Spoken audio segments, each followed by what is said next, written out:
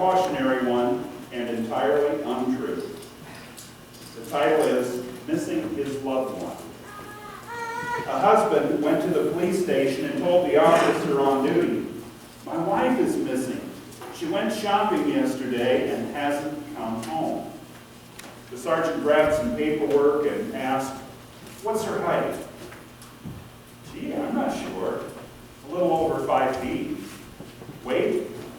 Oh, I don't know. Not slim, but not fat. Color of eyes? Sort of brown, I think. I never really noticed." The sergeant sighed and asked, "Color of hair?" "Well, it changes a couple times a year. Maybe dark brown. I can't remember." "What was she wearing?" Could have been pants or shorts or those funny pants that are kind of in between. I don't know exactly. Was she driving a vehicle or was she walking? "She went in my truck." "Oh, what kind of truck was it?" "A 2016 Ford F-50 King Ranch 4x4 with EcoBoost 5.0 liter V8 engine special ordered with manual transmission and climate-controlled air conditioning. It has a custom matching white cover for the bed, which has a matching aftermarket bed liner. Custom leather 6-way seats with Bubba floor mats. Trail King package with gold hitch and special wiring hookups. DVD with full GPS navigation, satellite radio receiver, 23-channel CB radio, 6 cup holders, a USB port, and 4 power outlets. I added special alloy wheels and off-road Michelins. It has custom running boards and indirect wheel well lighting." At this point, the husband started choking up. Sergeant reached over and punched him gently in the shoulder and said, "Don't worry, buddy, we'll find your truck." That's kind of a modern day take on Samson. And what we've been seeing as we looked at the life of Samson was that in spite of his shortcomings, which are many, God used him to achieve his ends. Let's look at this passage, Judges chapter 16. We're going to start with verse 23.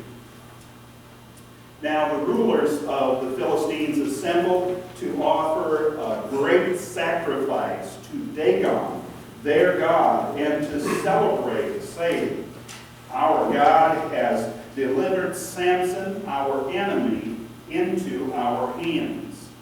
When the people saw him, they praised their God, saying, 'Our God has delivered our enemy into our hands, the one who laid waste to our land and multiplied our slain.'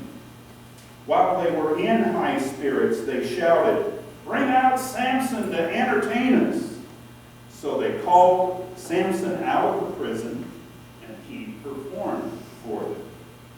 When they stood him among the pillars, Samson said to the servant who held his hand, 'Put me where I can feel the pillars that support the temple, so that I may lean against them.'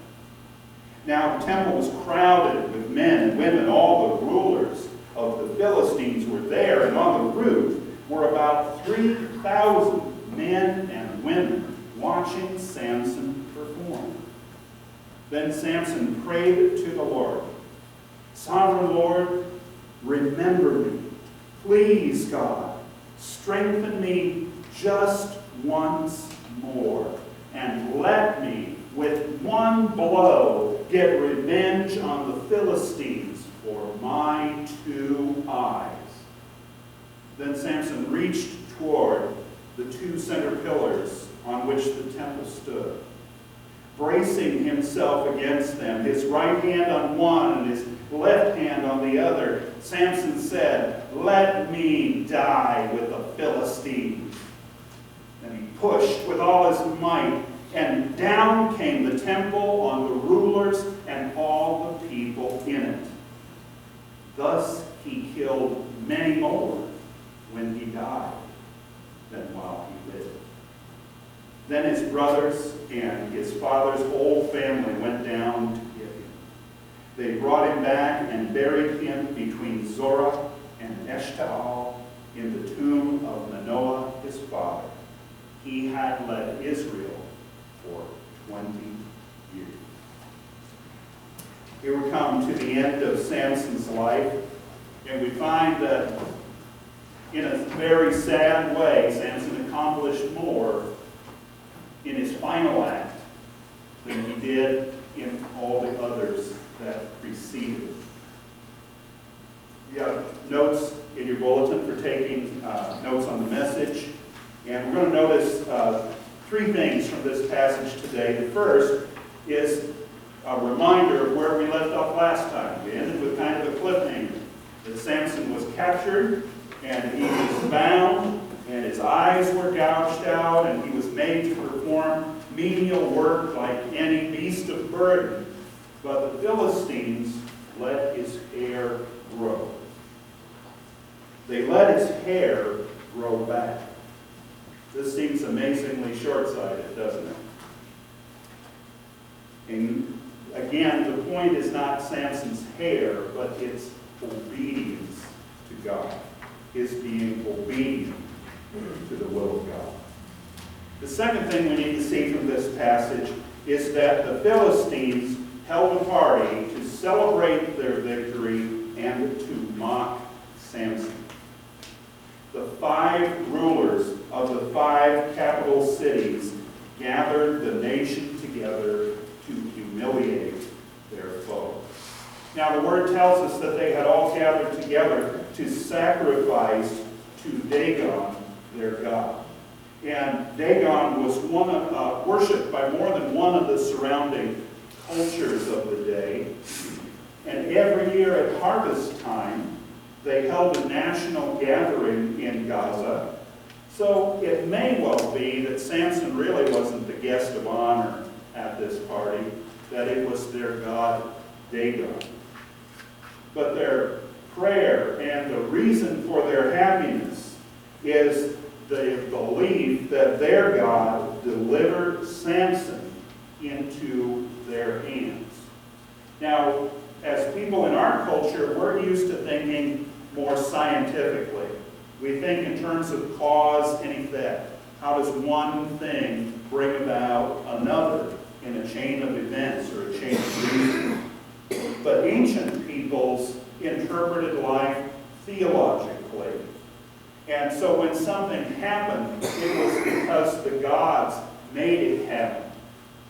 And when nation warred against nation in their cultures, the outcome of battle proved whose God was stronger. So imagine that. You not only go to war for all the usual reasons, but you also go to war to prove that your God is more powerful than anybody else's. They gave Samson a bit more credit than he really deserved, however. They said of him, Samson is the one who laid waste to our land and multiplied our slain. Well, first of all, we know in retrospect, from the perspective of history, that it was God who gave Samson the strength to do these things.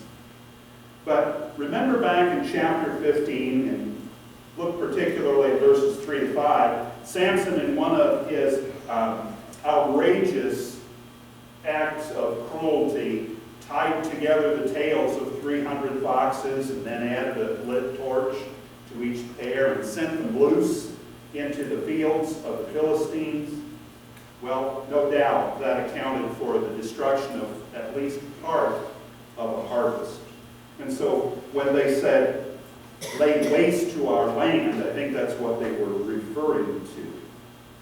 Then also in chapter 15, it tells about how Samson dispatched 1,000 Philistines armed only with the jawbone of a donkey. And it's that, perhaps, to which they were referring when they said, multiply our slain.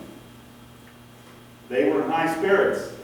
They had reason to party. And one of the things they wanted to do to enjoy their victory was to have Samson brought out to entertain them. That word entertain means to play with or amuse one's self with. And this is the first of the indicators of how much the Philistines just hated Samson.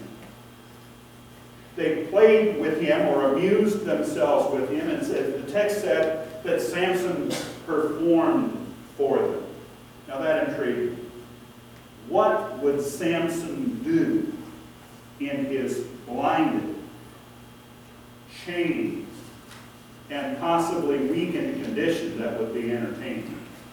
Well, think about baiting the bear. Are you familiar with that? Capture a wild bear, chain it up, and then proceed to poke it with sharp sticks, or do any number of things to irritate the bear. Think of a bullfight. And so when poked, when prodded, when irritated, Samson responded in ways that you would expect. Samson kept God's promise for his life, but sadly, he had to do it with his death. That's the third thing we're going to see today. You see, Samson came into the temple with more than a good performance on his mind. Samson had a plan.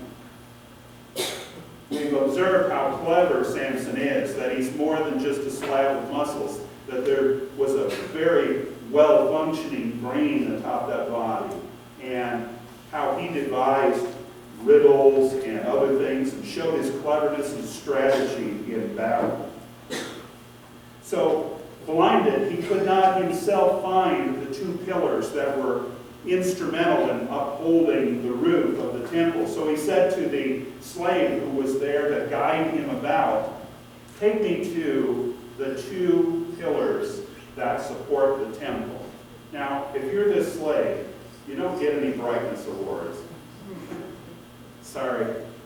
You're going to take your enemy to the place in the building that is weakest and has to be supported, or the whole thing comes crashing down. Samson threw him off a little bit. He said, "So I could lean up against him." You bait the bear's got to scratch his back, so lead me to the columns. Archaeologists have discovered the remains of ancient buildings that were built on this plan, that there were two central columns that supported a main beam, and had either of those columns been displaced, or both of them, the entire roof would come down. The text tells us further that on top of the roof were 3,000 people, men and women, who were looking down inside the temple, or were hoping to hear Samson's cries of anguish, who wanted to be there but couldn't get tickets to be in the VIP seat. And they were on hand on the roof. Now, what do you think the weight of 3,000 people is going to do to a roof? It's going to add stress to the structure and make it even more unstable. The temple was crowded with people. You have to say 3,000 plus, because we don't know how many were on the inside of the temple. In verse 28, we come to only the second recorded prayer from Samson. And what is he asking God to do for him? He's asking God to renew his strength. Why? So he can get revenge on the Philistines. Why? For his two eyes. Now, you can't blame Samson for being bummed out about the loss of his eyes. I think all of us would in that situation. But to make his prayer a prayer for revenge seems a little selfish. And so does the fact, if you look at verse 28, he uses the word "me" 3 times and the word "my" once, all in that one verse. So Samson is praying to the Lord, but who's he thinking about? Thinking about himself again. In his final act of life, Samson got the revenge he desired. What's confusing about this set of verses is that Samson's strength returned, but unlike the previous chapters in which we looked at the life of Samson, there is nothing in the text that says that the Spirit came upon him, or that his strength return. So we don't know for sure where this strength came from. Maybe after months or even years of grinding grain like an ox would, Samson developed his own strength. However we explain it, something supernatural happened, and Samson was able to get hold of these pillars and move them off their bases enough to cause the entire temple to come down. Now, I'm told in show business to bring the house down is a great compliment. Well, here's Samson as a performer, and he literally brought the house down. The original language says that he pushed. Another word says that he twisted. How he did it is not the important part. What he did with his bare hands. He was angry and depressed, and he said, "Let me die with these Philistines." And the text tells us, thus he killed many more when he died than when he lived. This is a depressing statement, isn't it? It says to us that Samson wasted God's gifts in life and accomplished more in dying than he did in living. However, the losses inflicted here had military significance because later on in the book of 1 Samuel, the Israelites were able to defeat the Philistines. Think about it. In one stroke, Samson took out the entire government of Philistia. Verse 31 is Samson's epitaph. We see first that he got a good burial. Samson's brothers and his extended family members went down to Gaza. That's about a 45-mile trip. And it's still enemy territory. And it's still risky for them to go. But they cared enough about Samson to retrieve his remains and bring them home and give them a proper burial. What it also tells us about Samson was that his was the third longest judgeship over the nation of Israel. We had seen that earlier in chapter 15, verse 20. There's a commentator named Herbert Wolf who summarized the life of Samson this way. I quote, "Samson was ranked among the heroes of faith." You remember we read it in Hebrews 11 a few minutes ago. Yet he failed to live up to his great gifts.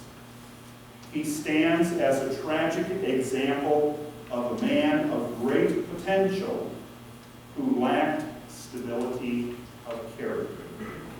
Still, God in his sovereignty used him. What we've been seeing about Samson in this series, folks, is that God is going to do what God is going to do. For you and I, it's better for us if we cooperate in the doing by being obedient to him.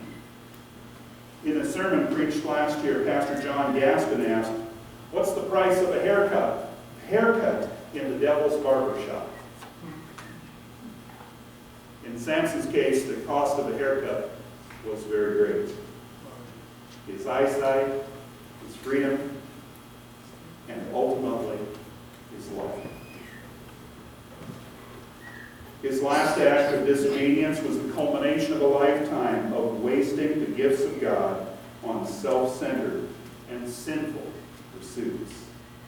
It's easy to criticize Samson because he makes it so easy. But we need to be careful. Just because our sins are subtle, concealable, and contrived does not mean they are any less serious than Samson's. As with all persons whose stories are told in the Bible, we must hold Samson up as a mirror to our own souls and pray for God to reveal any similar shortcomings. Sins like gossip, backbiting, complaining, and lying are no less deadly than the sins Samson committed. God regards all sin as being equally serious. As we conclude this series on Samson, we fail to put these chapters to godly use if we don't compare ourselves to Samson. We are all gifted by God. It is not with supernatural strength meant to impress at the gym, but we are gifted in many other, less spectacular ways. What are we as individuals and as a church doing with our gifts? Can we honestly say that we are joyous partners with God in using His gifts to accomplish His will? Or are we wasting time satisfying ourselves? Do we serve God in our days, or are we indulging in sin, making excuses and winking at behaviors that are wrong?